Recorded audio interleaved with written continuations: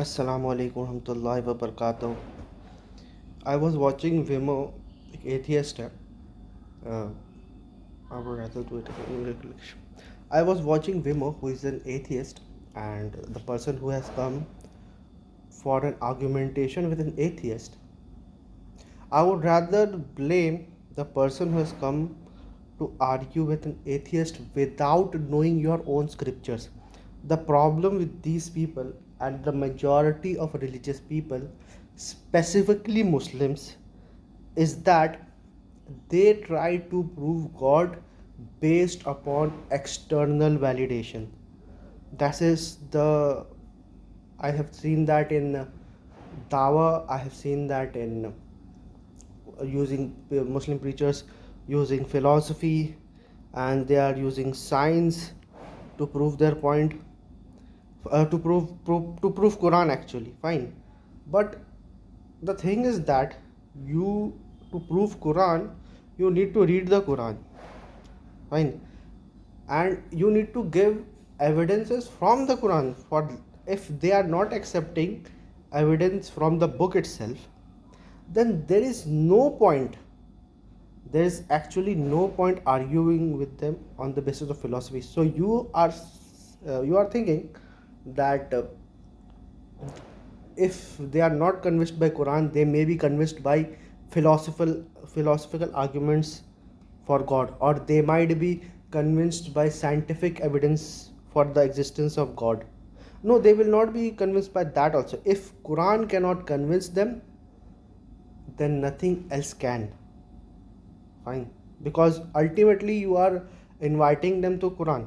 So if they do not accept Islam, or they do not learn Islam through Quran, which unfortunately most of the Muslims themselves are not well read in Quran. By well read reading, I mean they go through the Quran regularly, cover by cover, the translation with meaning, not just reciting without understanding. That means that they are not fit to argue well, because the number one source for dawa is not science, is not philosophy. Yes, it can be rationality, but the number one source for dawa is the Quran. So if you are not presenting Quranic argument, then I don't think that you are doing any justice to the dawa, or any justice to the atheist itself. Now the problem comes. What is the problem? The problem comes when the atheist actually does not accept your book. Of course, he's an atheist. He will never accept your book to be word of God, and he's basically asking you to prove that this book, this Quran, is the word of God. And if you prove that Quran is a word of God, then you are proving two things. You are proving Quran, and you are proving existence of God at the same time. Fine. So if someone asks you, uh, what is the evidence of God, what is the evidence for your religion, or anything related to religion, Islam, there is only one evidence, one concrete evidence through which we can go to the secondary evidence, and that is the Quran itself. Now people may blame that I am doing a circular argument. Oh, you are trying to say that the book is true because the book says it is true. No, I'm not trying to say that the book is true because the book says it is true. I'm trying to say, thus this book claims to be the word of God. What you have to do is to read this book, and you need to disprove that this book is not the word of God, this is the word of human for X, Y, Z and reason. Oh, but the burden of proof lies upon you to prove that this is the word of God. Actually, no. Burden of proof does not lie upon me to prove the existence of God, because belief in God is a basic belief.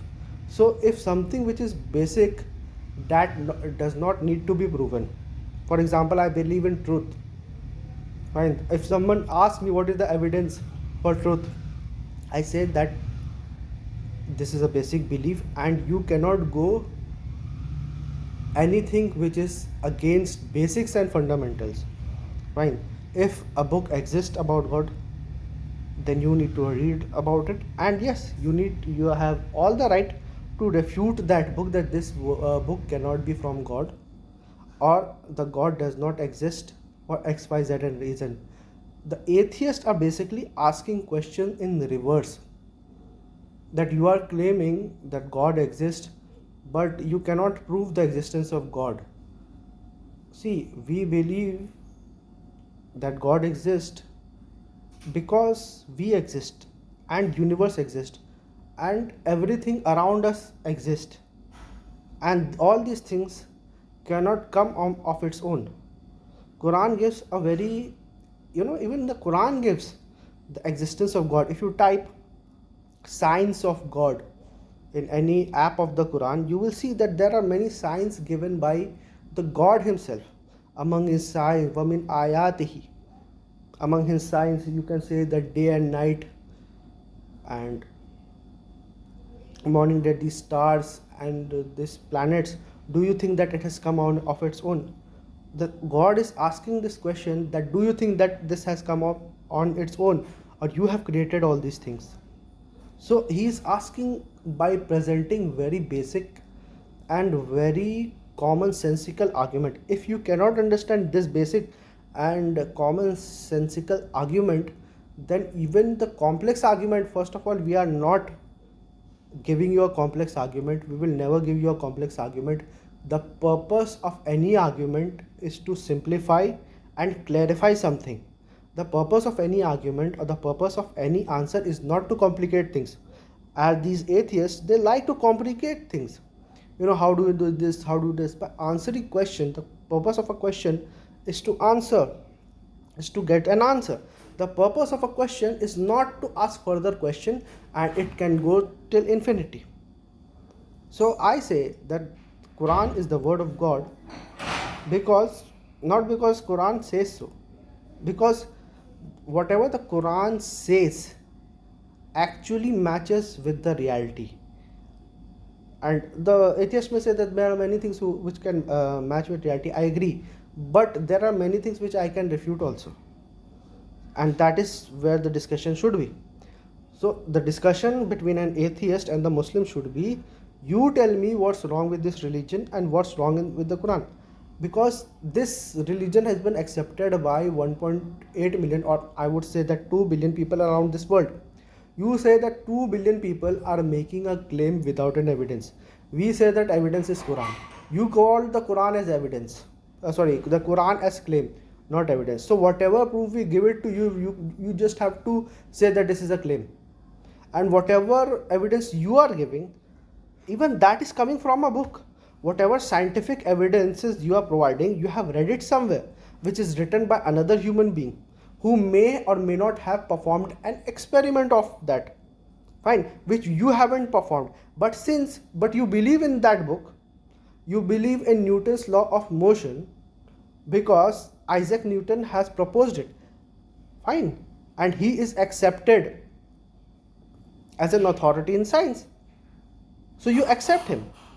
You have not performed the experiments. You have not said, okay, let me perform the experiment what Isaac Newton have performed, and if I come to the same conclusion which the Isaac Newton has come, then I will accept the Newton's laws of motion. Nobody does that. Everybody studies Newton's laws of motion, and yes, it can be only be refuted when someone comes and with evidence refute Newton's law of motion.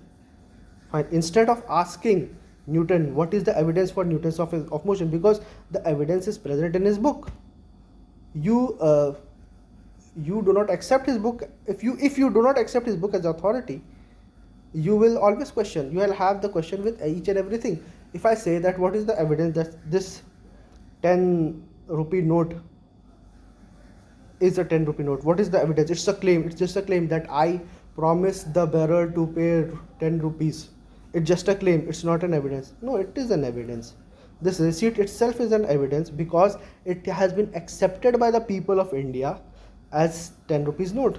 If you come to tomorrow and say that what is the evidence, prove it to me that this 10 rupees note is a 10 rupee note, fine, then I'm sorry to say, but you are the fool around there, and we don't have any obligation to prove. See, the problem with the theist is that they are trying hard to prove atheist the existence of God when the atheists themselves are in denial. They don't want evidence.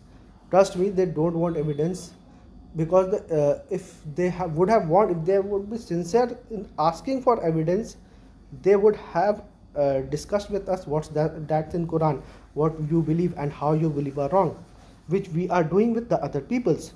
With the other religion, we are discussing what's wrong with the religion, and not only that, we are even discussing it with our own Muslim brothers, with our own Muslim sister, with our own traditional school of thought, that whatever you are believing, we are challenging that your interpretation of religion is wrong. So this is how we should approach any field of knowledge. The knowledge which is already present in the books, whether that books are secular or religious, can be wrong, but you cannot ask them what is the evidence that secularism is true, what is the evidence that all these books are, oh, these books are just books, they are not claims, they are fiction. If you have this kind of attitude, trust me, apply this attitude in other fields of knowledge and you will never be able to learn that field of knowledge. Atheists don't have any interest in your field of knowledge, in your evidence at all. Atheists are just in denial.